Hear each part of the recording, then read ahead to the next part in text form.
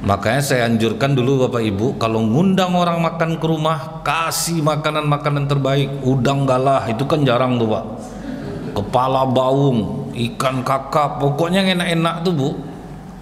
Ibu perhatikanlah tangan orang berdoa itu rata-rata di atas tuh Pak. Amin ya Allah, ditengoknya juga udang galah tuh Bu. Ya Allah. Jadi ada keikhlasan dia untuk mengaminkan. Ini ngundang orang makan Bu, telur rebus dibelah dua, kasih kuah kacang. Macam mana doa tuh mau sampai Pak? Awak keras juga, banyaklah tuh summa khususonnya Pak, summa khususon ala hadhinya. Ini bapak kami Ustaz, ini kakek kami, sama 7 turunan yang lalu Bu, itu didoakan semua tuh Pak. Tuh naik rumah baru, mana ada orang ikhlas mengamin, tangan orang di lutut semua Pak. Amin. Amin. Kadang sambil cerita lah tuh. Aku kalau tahu ini lauk bang bagus makan di rumah kali. Emang parah. Nah, gimana mau naik doa itu ke langit Pak?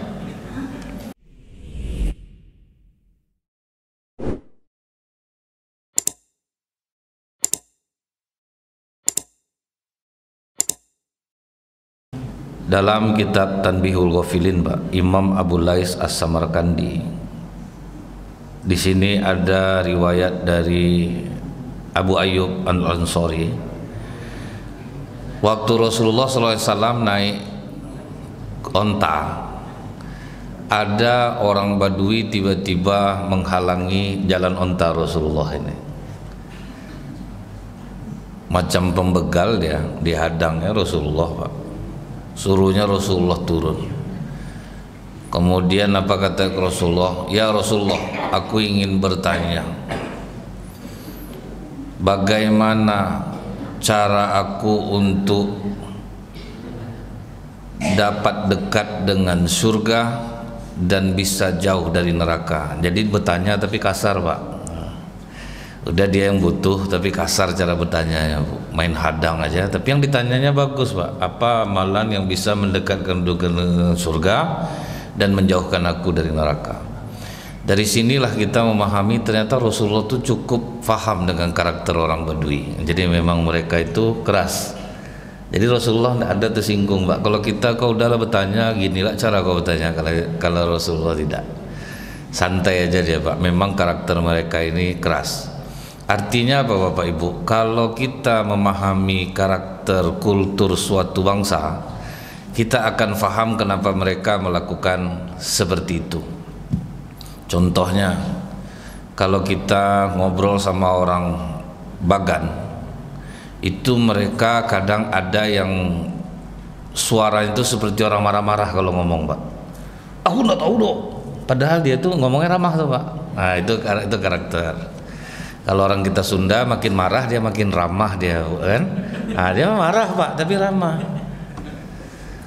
Jadi kalau kita sudah memaklumi hal itu kita tidak ada masalah lagi. Jadi kadang ada orang bertanya itu macam menantang dia, padahal dia bukan menantang. Memang seperti itulah karakter dia. Orang aja kadang yang terkejut mendengar cara orang bertanya. Jadi dari sini kita paham ibu-ibu ya bahwa kita harus bisa memahami. Jadi jangan sampai buruk sangka langsung kepada orang lain ketika dia seolah-olah sepertinya kasar. Mana tahu memang seperti itulah bawaan dia. Sama dengan masalah buruk sangka ya Bu ya. Ada ibu nih suaminya kebetulan pas dapat naik jabatan.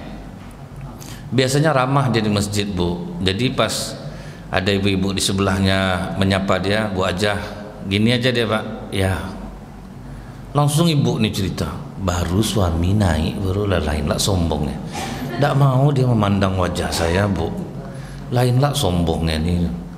Rupa ada yang bertanya ke ibu tuh, Ibu kenapa? Itulah salah tidur saya semalam, sakit leher saya nih. Rupa salah tidur Pak. Nah gitu ada buruk sangka.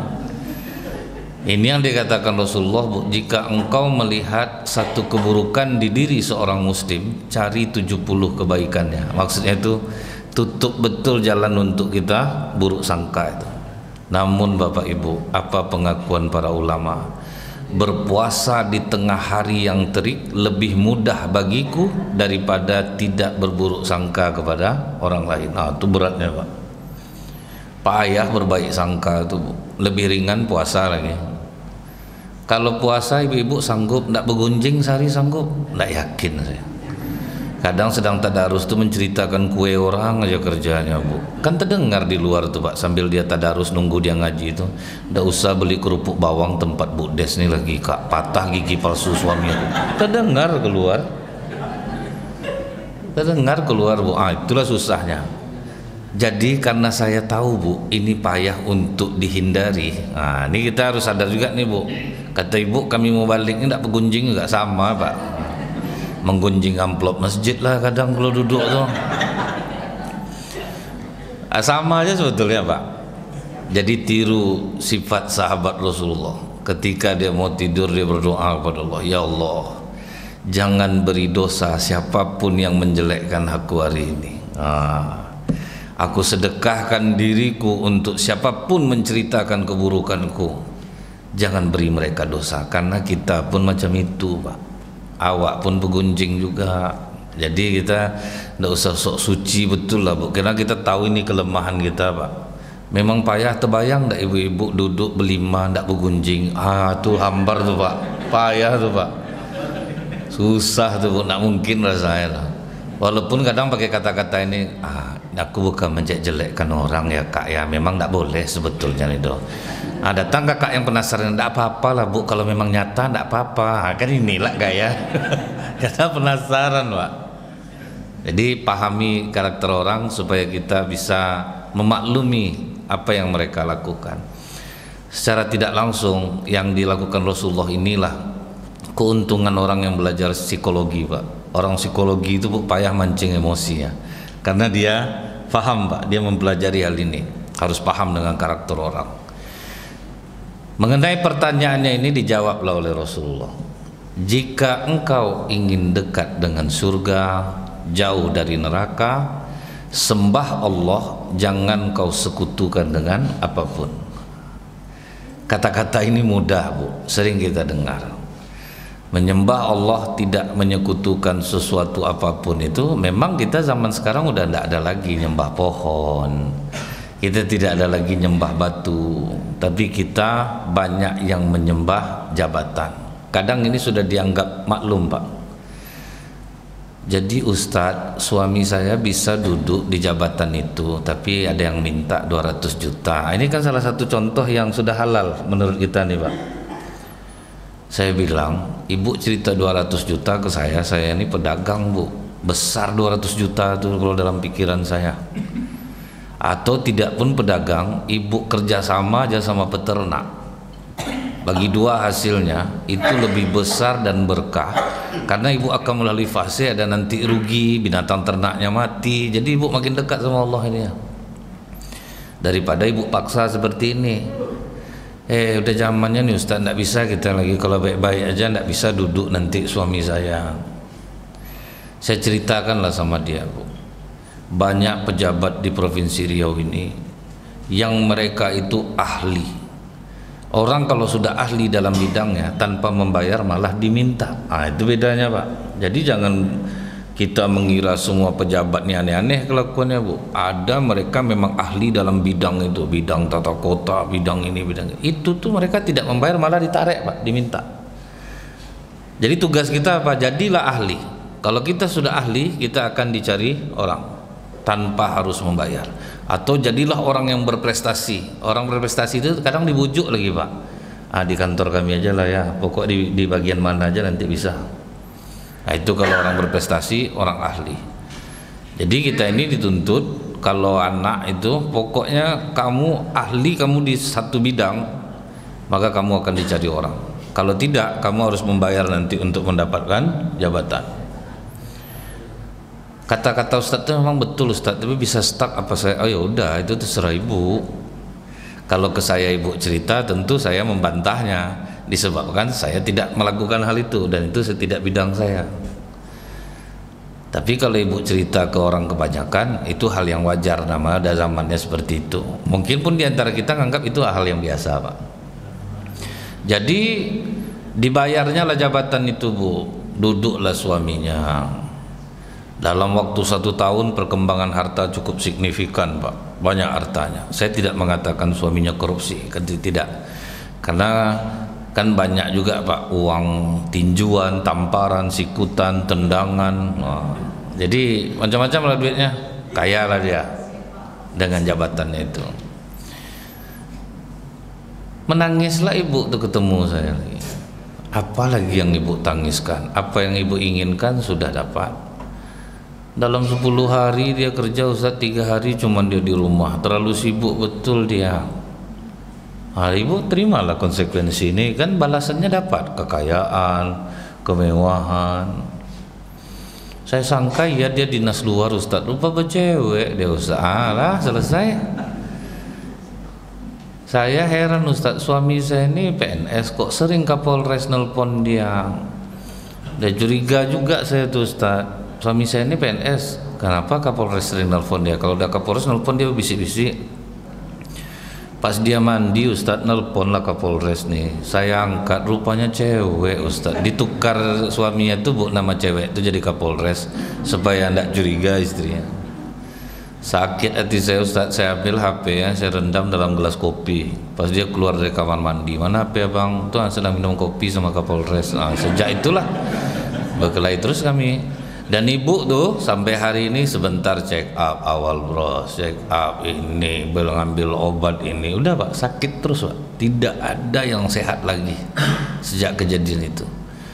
Jadi sesuatu yang salah tuh Pak akan menyalahlah semuanya, jadinya akan kena lah buahnya, buah busuknya itu kepada masalah lainnya.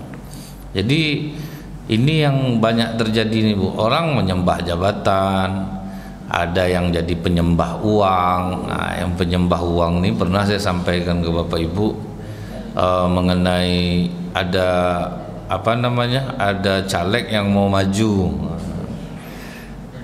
Ada kan di Pekanbaru ini ada ibu-ibu nih Bu, 2 kali sebulan kami ini masuk. Jadi waktu Rabu pertama saya masuk, datang caleg dari partai A. Ustadz, nanti ada penyampaian visi dan misi dari Ibu caleg, dia mau maju Ibu nih. Oh ya enggak apa-apa Bu, saya senang Pak kalau makin lama dia memberikan sambutan Bu. Ceramah saya kan tinggal 5 menit lagi Pak, jadi agak terbantu juga saya, kalau perlu masuk terus asal dia datang. Macam-macam partainya tuh Pak,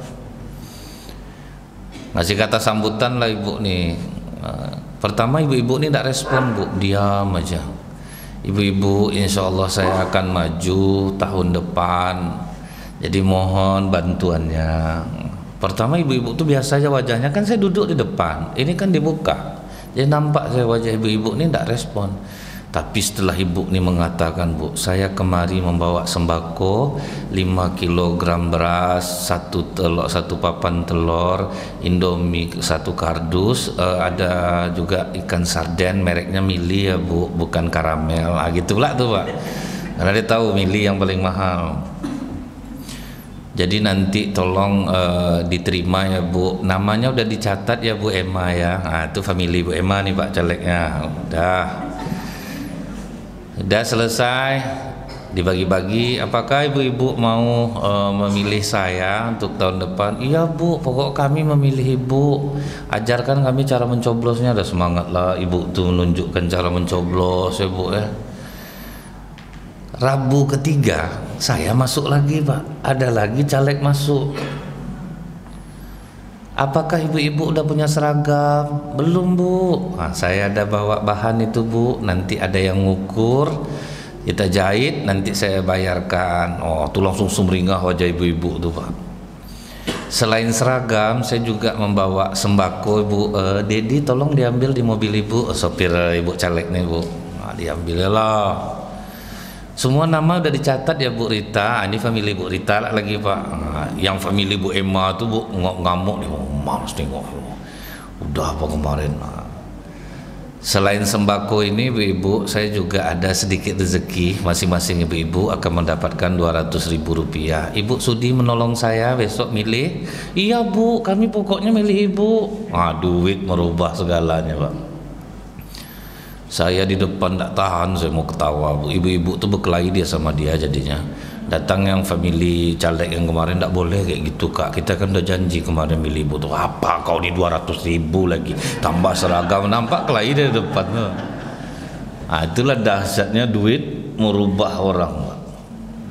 Jadi ngeri nih Bu, kita ndak nyembah batu ndak, tapi nyembah duit, nyembah pasangan hidup. Nah itu banyak tuh orang yang nyembah pasangan hidup ini Bu ya.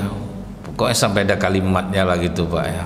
Kalau misalnya abang meninggal bang, kepada siapa lah aku menyandarkan diri aku. Itu kan udah menganggap suami selain Allah atau tidak apa sekali Bu. Pokoknya dia benar-benar apa kata pasangan hidup dia diikutkan ya. Makanya banyak laki-laki itu tergelincir gitu Bu. Dari 20 orang laki-laki 20 orang yang sakit jantung, 16 itu laki-laki, cuma 4 perempuan. Jadi laki-laki ini yang banyak kena jantung Pak. Abang tengok suami siapa tuh pangkat rendah, tengok dari rehab teras dia. Ini awak kaya, pangkat tinggi enggak bisa. Itu yang buat jantung suami naik itu Bu. Dia melepaskan masalah aja, akhirnya mainlah suaminya. Main di kantor suaminya, ibu tahu ndak betapa berdenyutnya jantung menjelang pemeriksaan tuh Pak. Itu tuh yang banyak laki-laki kena sakit jantung Pak. Pergi dia ke toko bangunan, Pak nanti tolong kasih kwitansi kosong ya Pak ya, biar saya isi angkanya. Nanti kalau ditelepon orang kantor saya bilang segitu. Menjelang itu tuh selesai Bu, jantung berdenyut Pak, ndak tenak tidur malam.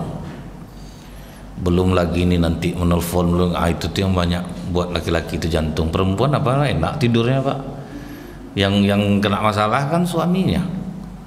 Jadi maka perempuan tuh sehat-sehat jantungnya Bu, dia melepaskan aja. Yang berpikir yang laki-laki ini Pak, dia yang akan angka, dia yang akan kena panggil, dia yang kena merasakannya. Dan laki-laki selalu pasang badan, istri saya tidak terlibat, istri saya tidak terlibat. Nah itu laki-laki Pak. Tidak ada yang bilang dia istri saya yang nyuruh saya, dia juga kena lagi. Kamu kan suami, kamu pemimpin, kena juga. Bagus nak ngomong lagi kan Pak. Jadi ini Bu, orang-orang sholat masih banyak melakukan ini. Jadi kalau kita udah menyembah Allah itu udahlah, tundukkan nafsu kita untuk ikut kepada Allah, ajak dia dialog Pak. Macam kami ustadz-ustadz ini kan banyak juga jadi penyembah uang Pak. Saya kan udah pernah ceritakan sama Bapak Ibu. Assalamualaikum Ustadz. Waalaikumsalam ya Pak. Tanggal 20 Ba'da Isya bisa di kampung kami Ustadz. Bentar Pak, saya lihat dulu. Alhamdulillah bisa nih Pak. Tapi minta maaf nih Ustadz, kami tidak bisa ngasih amplop besar. Dari suara pengurus saja kita tahu Bu, ini sedikit amplopnya Pak, karena ramah betul. Tak apa-apa Pak, tidak usah itu Pak pikirkan. Alhamdulillah, makasih banyak lah Ustadz. Sama-sama Pak. Selesai yang pertama nelfon, sejam kemudian nelfon yang kedua. Tak, ini berarti besar amplopnya itu Pak. Kalau gitu nada jamaahnya Pak, tuh kepercayaan dirinya sangat tinggi itu Bu. Bisa di kampung kami Ustaz, hari Jumat tanggal 20 Ba'da Isya. Minta maaf saya Pak, udah ada jadwal nih di waktu yang sama. Itulah Ustaz, mendadak pula pengurus nyuruh saya nelfon. Kata pengurus itu kalau Ustaz bisa sekitar 7 juta. Terus tunggu dulu Pak, dia jam berapa tadi itu Pak? Itu Pak, ngeri enggak tuh Bu. Jadi segalanya kita ini sekarang Bu, nah mau Ustaz mau jamaah, apalagi Ustaz ini ngolah pakai dalil lagi Bu, kan ngajak-ngajak orang umroh tuh Pak kan. Nanti kita akan pakai kereta cepat ibu-ibu, rupa sampai di Mekah sejauh-jauhnya orang jalan kaki dibuatnya Pak. Macam mana nih Ustaz? Dia kadang segala musibah yang menimpa kita Bapak Ibu, itu semua qadarullah. Padahal memang dia nipu Pak, kan supaya orang banyak masuk tempat dia. Itu banyak loh Pak, ngolah pakai dalil lagi Bu. Makanya besok hukuman kami ini yang paling berat, menarik-narik usus di neraka. Datang orang bilang, Ustaz kan ngajak kami kebaikan dulu. Ya saya ngajak baik tapi saya tidak melakukannya. Itulah besok. Entah saya adalah dalam itu mungkin doakanlah Pak ya supaya enggak ya. Kadang kami ini ngomong pandai Bu, bersedekahlah Bapak Ibu, lewat kotak infak diam aja Ustaz nih kadang Pak. Orang suruh sedekah. Terperhatikan kadang sama jamaah nih Pak. Jamaah nih kan jeli juga. Aku udah 3 kali aku perhatikan Ustaz nih Pak. Saya lewat kotak infak diam, tapi ceramah sedekah bukan main berapi-api lagi. Memang iya Pak. Saya pernah ceramah Bu, 100 pasang sendal orang di masjid. Kenapa sendal kita yang hilang? Seharusnya kita introspeksi diri. Berarti ada hak orang yang tidak kita keluarkan. Sudah saya ceramah, sendal saya hilang, Pak. Wah, berarti untuk saya dari kajian ini. Malu saya, tidak mau saya bilang sama pengurus masjid, Bu, malu saya, Pak. Dia saya lagi. Tidak, saya cari-cari betul sendal tuh, kena nampak sama orang nanti, Pak, kan. Jadi kadang kita sendiri itu, Bu, masih ada penyembahan seperti itu tanpa kita sadari. Kalau yang menyembah pohon, nyembah kuburan tuh, Pak, ya, dia masih halus-halus nih, Pak, tidak begitu kelihatan, kecuali di beberapa daerah gitu ya, Pak, ya. Yang nyembah kuburan tuh masih banyak, Bu. Orang ke kuburan itu mendoakan ahli kubur, Pak, ya. Ini yang meminta tuh banyak. Saya pernah jumpa beberapa kertas permintaan di kubur seorang mufti, Pak, di Tembilahan. Dan ada juga juru kuncinya, Bu, yang membuat cerita bobo, cerita Nanda, itu, Pak, ya. Ada orang setelah dia pulang dari sini dia tidak dapat anak, yang tidak dapat jabatan. Itulah cerita yang mereka karang turun-temurun sehingga kotak infak itu penuh, Pak. Dan di kuburan itu banyak. Dan itu di zaman sekarang loh, Bu. Jadi memang yang seperti itu masih banyak juga, dengan alasan-alasan ya kita kan dia orang soleh, mana tahu lewat dia doa kita dikabulkan, kan ada istilah tawasul. Nah, itu bukan tawasul. Kalau yang seperti itu bukan tawasul. Nah, jadi ini masih banyak juga. Nah, ini yang pertama, Pak, kalau sembah Allah jangan sekutukan dia dengan apapun. Kemudian yang kedua, kata Rasulullah, jika kau ingin dekat dengan surga kemudian jauh dari neraka, kamu dirikan sholat. Ini kan hal yang sepele yang sering kita dengar, Pak, sholat. Tapi Bapak Ibu, kalau kita lihat laki-laki di zaman Rasulullah itu, pengakuan sahabat apa? 24 kali kami perang sama Rasulullah, belum pernah Rasulullah meninggalkan sholat jamaah. Nah, itu dalam keadaan perang tuh, Pak. Jadi apa kata orang Quraisy? Kita akan serang Muhammad dan para sahabatnya saat mereka melakukan amalan yang lebih mereka cintai daripada anak dan istrinya. Maksudnya apa? Salat jamaah. Jibril menyampaikan ke Rasulullah, mereka akan menyerangmu saat kau salat di Rasulullah. Langsung berubah cara salat khauf. Dibagi Rasulullah sahabat jadi dua barisan. Begitu rakaat pertama yang di depan sujud, rakaat yang saf di belakang memenggul senjata. Lupa dalam perang pun, Pak, tetap siaga. Selesai yang di depan sujud berdiri, gantian pula yang belakang pula sujud, yang di depan pula yang mengawasi. Setelah selesai langsung pindah formasi, yang depan belakang, belakang ke depan. Dalam keadaan segenting itu ternyata sholat jamaah tidak ditinggalkan. Itu yang membuat mereka itu menjadi kuat, karena sangat melakukan apa yang diperintahkan oleh Rasulullah. Laki-laki sunnah muakkad atau sunnah yang dikeraskan untuk hadir sholat berjamaah. Dia bukan wajib nih, Pak, karena orang kadang-kadang ada yang sakit apa gitu, Pak. Dikeraskan untuk sunnah ini nih. Dan inilah yang membuat, Bu, janji Allah itu berlaku kepada masyarakat Arab Saudi sampai hari ini. Allah mengatakan dalam Al-Quran, wa'mur ahlaka bisolah, perintahkan keluarga kalian untuk sholat.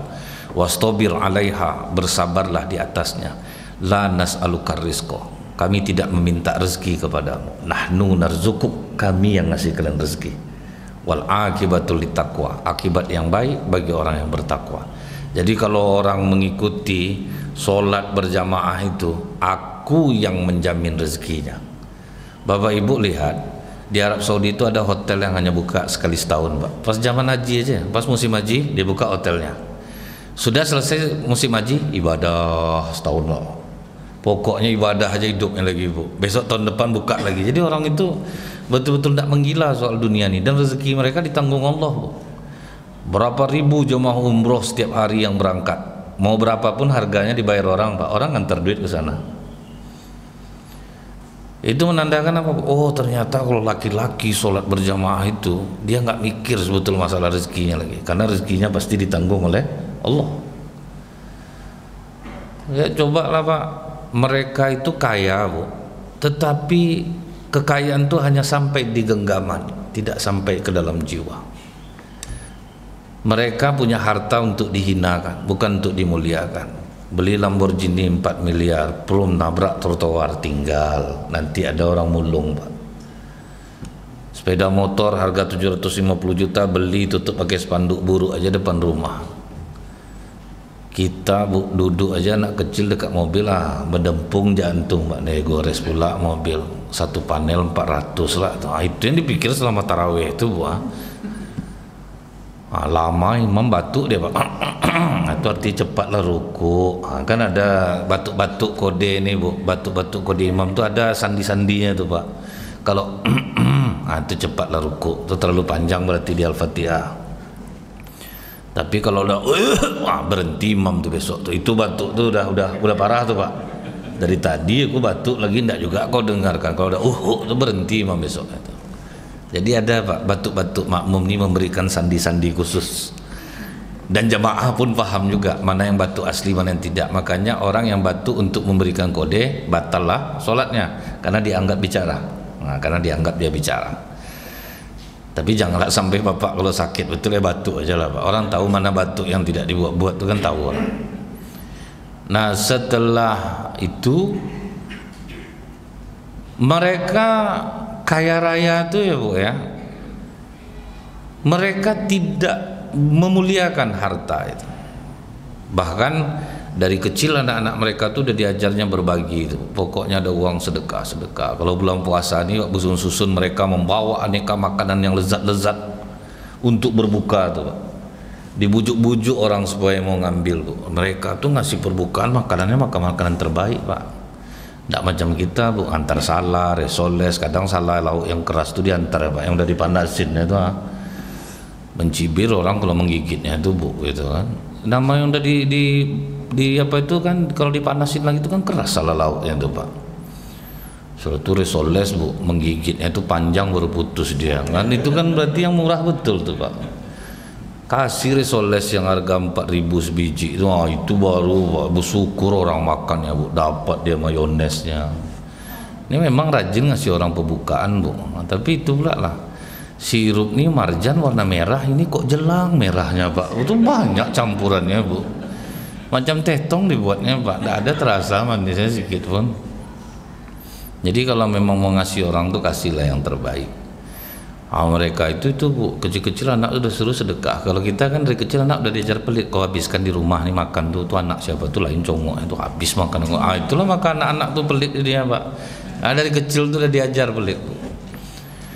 Nah ini juga berlaku di mana saja. Kalau misalnya laki-laki di Indonesia nih melakukan hal yang sama macam Bapak Ibu lakukan ini, saya yakin Bapak Ibu sudah banyak mendapatkan keajaiban, betul lah, Pak. Dengan sering sholat berjamaah, ada masalah selesai jalan keluarnya. Susah orang-orang rajin sholat jamaah itu, Pak, susah. Walaupun ada, itu bukan berarti Allah benci sama dia. Ada kadang kita nih berdoa, Bu, kita minta kaya, Allah belum mau ngasih ke kita, tapi rupanya anak ibu besok, anak bapak besok yang kaya yang cocoknya, Pak. Waktu anak bapak kaya diajaknya lah bapak, umroh kita, Pak, umroh kita, mama jalanlah ke sana senang-senang lagi nih beli mobil untuk papa. Ada, Pak. Di kita tidak cocok. Jadi jangan ada doa yang tidak dikabulkan Allah. Mintalah kekayaan sama Allah, tapi sabar terus sholat, jangan sampai mundur. Rupanya anak bapak ibu yang besok kaya, atau anak miskin tapi cantik dapat menantu kaya. Ini misalnya gitu, Pak, ya. Jadi tidak ada yang tidak dikabulkan Allah asal kita tidak buruk sangka sama Allah. Nah kemudian yang ketiga kata Rasulullah, jika kau ingin dekat dengan surga, jauh dari neraka, maka hendaklah engkau berzakat. Jadi kalau orang udah rajin sholat tuh, kadang kenapa rezekinya sulit, Pak? Pelit nih, Pak. Orang sholat nih, Bu, saya sangka orang-orang rajin sholat nih boros-boros juga sedekah, rupanya banyak enggak, Pak. Saya ada kenal orang nyewa kios, tukang jahit, di sebelahnya tukang pangkas. Pas saya main ke tukang jahit nih, nampak saya ada sup yang sudah berbuih. Saya tanya sama bapak itu, sup sampai berbuih basi ini enggak bapak makan. Itulah kelakuan Bu Ajah yang punya kios nih, Ustaz. Kalau udah basi makanannya baru diantarnya ke saya. Dan ini bukan sekali, Ustaz, hampir selalu. Udah enggak termakan sama dia lagi baru diantarnya. Padahal ibu yang dibilangnya itu bu ke masjid tiap waktu, dengar pengajian macam ikan salai matanya, tapi tidak ada yang diamalkan satu pun pak. Udah basi lauk itu diantarnya pak. Jadi ternyata banyak yang pelit orang sholat ini. Ada ibu-ibu bu, dia dibungkusnya mangga dari peramnya dicuri sama anak-anak, demam dia 3 hari pak. Ibu masalah mangga aja mau ibu demam, beli yang semua mahalnya mangga ndak sampai segitu harganya. Kalau dia minta baik-baik saya kasih Ustaz. Ini dicuri karena ndak dapat, itulah maka dicuri anak-anak. Orang kan banyak pak, kalau udah kehilangan macam orang baik dia bu. Hilang sendal di masjid, saya kalau minta dia baik-baik sendalnya saya kasih nih, macam iya pula bu. Tanda ndak dapat, itulah maka kadang dihilangkan Allah kadang. Jadi ternyata ini yang disampaikan oleh seorang wanita yang datang ke rumah Rasulullah pagi-pagi Pak. Tangan kanannya hangus terbakar. Ya Rasulullah, tolong doakan kepada Allah agar tanganku ini sembuh. Kata Rasulullah, kenapa dengan tanganmu? Tadi malam aku bermimpi rasanya kiamat sudah terjadi, dan aku melihat ibuku di neraka sedang mengusir-usir api dengan sepotong kain dan daging di tangannya. Aku katakan kepada ibu, wahai ibu, bukankah engkau di dunia taat beribadah dan ayah ridho kepadamu? Kan di taat ibadah bu, suami ridho lagi. Memang betul nak, di dunia ibu taat beribadah dan ayah kau ridho kepada ibu, tapi selama hidup di dunia hanya sepotong kain dan daging inilah ibu pernah bersedekah. Dengan itu dia ngusir-ngusir api, jadi tidak mempan pak, pelit. Kalau ayah mana ibu? Ayahmu dermawan nak, dia sedang di surga membagi-bagikan air di telaga Kausar. Aku pergi ke surga dan melihat ayahku membagi-bagikan air, marah aku ya Rasulullah. Dalam mimpi itu rasanya aku katakan kepada ayahku, sungguh tega engkau ayah. Ibu berjuang di neraka mengusir api, engkau di sini membagi-bagikan orang minum. Minta aku segelas ayah agar ku berikan kepada ibu. Ayahku menjawab, jangan nak, di sini sudah tidak ada tolong menolong lagi. Aku tidak peduli ya Rasulullah. Aku rampas segelas air di tangan ayahku. Aku pergi ke neraka bermaksud hendak memberi ibuku minum, tapi belum sampai gelas itu ke mulut ibuku, api neraka datang menyambar tanganku. Aku bangun hangus ya Rasulullah. Diletakkan Rasulullah tongkat di tangan wanita itu. Ya Allah, bila benar mimpi wanita ini, sembuhkanlah tangannya. Sembuh pak. Berarti inilah yang banyak kena orang-orang rajin sholat tuh bu. Yang gratis-gratis paling kencang dia ke masjid tuh pak. Kadang bawa tupperware dia bu, disalinnya lauk-lauk masjid tuh asal ada pak ya. Pengajian yang bawa makanan lah pak. Sampai saya tuh ibu pernah saya ceramah, ada piring saya tuh isinya anggur, salak, kemudian jeruk, duku, apel. Saya tinggal beruduk lenyap pak. Tidak peduli bu ibu nih pak mau makanan ustaz, tidak peduli dia bu. Saya tidak bisa dapat tersangkanya, wajahnya soleha semua ya pak. Siapa yang mau dituduh bu kan? Tidak ada cerita pak, lewat juga rupanya. Nah jadi dari sini nih bu, kita tuh haruslah jangan sampai menjadi orang yang bakhil. Nah ibu-ibu sekarang ini bu, keinginan mereka itu sedekah tinggi, makanya di masjid-masjid itu banyak pengurus itu yang ngandalkan ibu-ibu sekarang, karena ibu-ibu itu tahu, dia udah tahu hadis ini, dan makanya mereka itu berlomba-lomba dalam menyumbang. Dan rugilah kita yang tidak mau ikut ambil bagian dalam menyumbang itu pak. Dalam bersedekah kita tidak mau, kita bentuknya untung. Nah, biarlah ada bapak tuh selesai sama dia tuh, ada ibu tuh selesai, akhirnya kita tidak dapat bagian itu pak. Terbuktinya di mana bu? Saya pernah nyampaikan ke bapak ibu, di Mekah, Madinah rumah sakit sepi. Ketika ditanya ke masyarakat sana, kenapa rumah sakit sepi di sini, apa kalian tidak sakit? Mereka bilang sakit. Tapi kami kalau sakit, kami yakin dengan kata-kata Rasulullah, sembuhkan penyakitmu dengan sedekah. Di Pekanbaru rumah sakit penuh, apa rumah sakit yang tidak penuh pak? Sebetulnya kita harus introspeksi diri pak, berarti kita pelit. Karena tidak mungkin Rasulullah bohong, sedekah bisa menyembuhkan penyakit. Ibu sakit diabetes, sedekah 2.000 selemo yang sembuh tuh bu. Mana mempan, memang rajin sedekah subuh pak, bukan main lagi kalau setiap subuh tuh masuk 2.000 pak. 2.000 tuh stop call sebutir bu, itu berarti demam menggigil sedikit, bersin, nah itu sembuh pak 2.000. Diabetes tuh besar tuh angkanya tuh. Sedangkan ingat saya ibu-ibu migrain, udah saya coba neuralgia nggak mau sembuh Ustaz, udahlah Bu, buang besar aja lah Ibu. 2.500.000 teng baru ngontak ke kepala Pak. Itu dia Pak, betul Ustaz.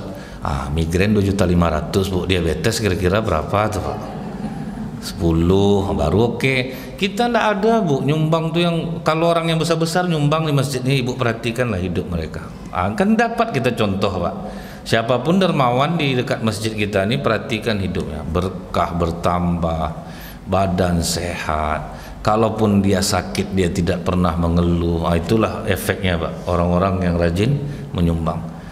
Nah masyarakat kadang-kadang ya udahlah selesai sama bapak tuh maka dia mau menyumbang karena dia sudah terasa keajaiban Pak.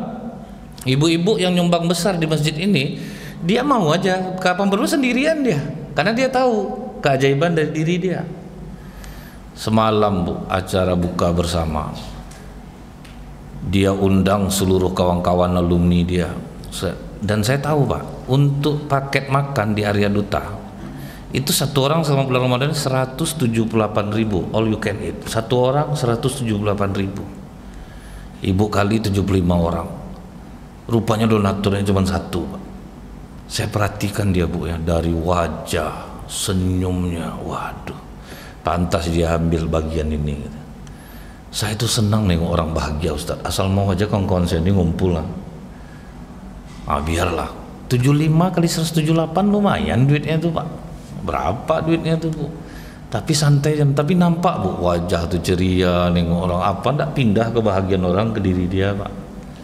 Jadi ini nih Bapak Ibu, kalau kita rasanya sakitnya agak parah, itu agak besar nyumbangnya. Paling tidak sakit tidak sembuh tapi jiwa mampu menerima takdir Allah itu Pak. Kalau ndak Bu, pantang ditanya orang macam mana kabar Bu aja. Kalau udah itu panjang Pak, nggak ada lagi itu. Itu akan banyak tuh Bu. Dah coba berobat ke sana, nggak ada kurangnya. Tuh dengarlah di radio ada sioman-sioman tuh dah saya beli pula dah. Dah berapa tetes, berapa botol habis nak juga mau kata orang dokter sana bisa. Itulah akibatnya Pak. Buang besar aja lah, simple Pak kan. Nggak usah jauh-jauh Bu ya. Komitmen aja kita misalnya Pak. Ya Allah, kalau betul kata Ustaz Nazril nih, hadis Rasulullah mengatakan sembuhkan penyakit dengan sedekah. Sakit aku agak parah nih ya Allah, cuma aku tidak ada duit sekarang, tapi aku berniat aku akan sedekah ke Masjid Al-Munawwarah ini 20 juta, tapi aku cicil-cicil. Ini tidak disebutkan nih Pak, aku cicil-cicil ya Allah.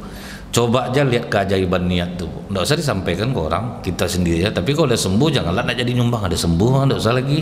Ini kadang orang ini cerdik Pak. Ada orang mau terjun payung Bu, saking takutnya dia, ya Allah terkembang payung aku nih, aku bantai sapi di rumah. Pas terjun kembang payungnya, tidak jadi sapi, ya Allah kambing aja. Selamat di bawah ayam jadinya Bu. Itulah banyak orang itu kan seluruh orang sedekah Pak. Jadi kalau kita niatkan Bu ya, aku sakit, aku parah ya Allah, aku udah tanya ke dokter komplikasi, aku sedekah 20 juta ke Masjid Al-Munawwarah, tapi aku tidak bisa langsung ngasihnya, aku cicil-cicil ya Allah, 500 sebulan, 200, 300, tengok keajaibannya Bu. Niat itu aja itu sudah banyak terjadi perubahan ke dalam jiwa. Sama yang saya bilang tuh Bu, dia tidak pernah ngasih maknya, sakit parah, tiap sebentar rumah sakit masuk. Begitu dengar ceramah saya Bu ya, ada penyesalan dirinya, ngapalah dia hadir Pak, akhirnya kan harus keluar besar dia jadinya Pak. Tapi yang dikasihnya siapa Bu? Emak kandungnya Pak. Dikasihnya emaknya 30 juta Bu. Terkejut emaknya, tidak pernah dikasih anaknya duit, ditaruh duit itu di kepala. Ya Allah, sembuhkan anak aku ya Allah, angkat penyakitnya, ampuni dosa-dosanya. Boom, rasa disiram es jantung saya langsung Ustaz. Hilang masalahnya karena emaknya doanya ikhlas Bu. 30 juta Pak, siapa yang tidak ikhlas berdoa? 30 juta tidak ikhlas orang berdoa. Itu Bu, jadi kita harus tahu Bu, di angka berapa orang akan ikhlas. Makanya saya anjurkan dulu Bapak Ibu, kalau ngundang orang makan ke rumah, kasih makanan-makanan terbaik. Udang galah itu kan jarang tuh Pak, kepala baung, ikan kakap, pokoknya yang enak-enak tuh Bu. Ibu perhatikanlah tangan orang berdoa itu rata-rata di atas tuh Pak. Amin ya Allah, ditengoknya juga udah enggak lah tuh, ya Allah. Jadi ada keikhlasan dia untuk mengaminkan. Ini ngundang orang makan Bu, telur rebus dibelah dua, kasih kuah kacang. Macam mana doa tuh mau sampai Pak? Awak keras juga, banyaklah tuh summa khususonnya Pak, summa khususon ala hadhinya. Ini bapak kami Ustaz, ini kakek kami, sama 7 turunan yang lalu Bu, itu didoakan semua tuh Pak. Tuh naik rumah baru, mana ada orang ikhlas mengamin, tangan orang di lutut semua Pak. Amin. Amin. Kadang sambil cerita lah tuh, aku kalau tahu ini lauk Bang, bagus makan di rumah kali. Emang parah. Gimana mau naik doa tuh ke langit Pak? Jadi ini Bapak Ibu coba buktikan nih, Rasulullah tidak akan berdusta. Bapak Ibu sekarang yang sakit-sakit parah, ini ada masjid kita, ada di sini udah terdata fakir miskin, sudah terdata anak yatim, hajarlah sebesar-besarnya. Karena saya pernah merasa Bu ya, sedekah saya sudah maksimal, tapi saya jual mobil susah Pak. Yang nelfon tukang pakang aja, sampai saya berpikir rasanya saya maksimal sedekah, tidak mungkin akan disulitkan Allah. Wah, berarti saya belum maksimal nih, karena udah 2 kali iklan di OLX bayar 100.000 seminggu, nggak mau Pak. Wah, berarti saya aja yang merasa sedekah saya banyak nih, tapi rupanya bagi Allah tidak maksimal. Akhirnya apa yang saya lakukan Bu? 10% dari harga penjualan mobil itu saya bagi-bagi Pak. Dampak orang yang pantas untuk nerima. Saya bukan suka ngasih pengemis Bu, tapi nengok orang punya pekerjaan dan dia ikhlas dalam bekerja Pak, walaupun gajinya besar. Saya lebih simpati ngasih itu Bu, daripada ngasih peminta-minta 2.000 rupiah. Itu Pak, nampak orang rajin kerja itu Pak ya, dari hati dia bekerja. Maupun pekerjaan itu gajinya lumayan Bu, rupanya lumayan pekerjaan gaji orang dikasih tetap mau Pak. Ndak ya, dikasih jumlah yang oke, dibagi Bu, nampak orang-orang tua kasih yang pantas lah, yang memang kita turun langsung melihatnya. Sedang makan sup saya di Rumbai, pulang dari Dumai masuk WA, tolong share lokasi Bang, kami cocok harga segitu. Bayangkan sama Bapak, saking malasnya saya Bu, nggak saya balas Pak. Tukang pakang nih kata saya, udah berapa kali, udah capek jawab tuh. Diulangnya setengah jam lagi, tolong share lokasi. Saya share lokasi Bu, dia udah sampai di lokasi, saya udah sampai di lokasi. Wah, kangkang saya pulang Pak. Sampai di rumah dikasih duit, tolong dihitung dulu Bang duitnya. Nggak ada pakai tawar nih Pak, tolong dihitung duitnya, tolong BPKB yang kemarin. Jadi Bang kekurangan mobil, udah biasa tuh, nama mobil second. Nggak lah mau dijelaskan Pak, kekurangan mobil itu apa, nama mobil second, wajar lah katanya, karena pemakaian. Awalnya saya jangka Bu, malaikat yang beli mobil saya ini. Nggak pernah orang membeli mobil macam ini, bukan barang murah. Rupanya manusia Bu, pas perpanjangan pajak diteleponnya saya, oh berarti manusia Pak, saya sangka malaikat. Perpanjangan pajak kan harus pakai KTP saya Pak. Jadi itulah Bu, kadang kita yang merasa ada banyak sedekah, iya 2.000 subuh, 2.000 zuhur, 2.000 asar, 2.000 maghrib, 1.000 apa ada jajan anak itu minta ke cucu lah, tuh ada duit 1.000 tadi cu, 1.000 itu lah untuk taraweh. Gimana coba Pak?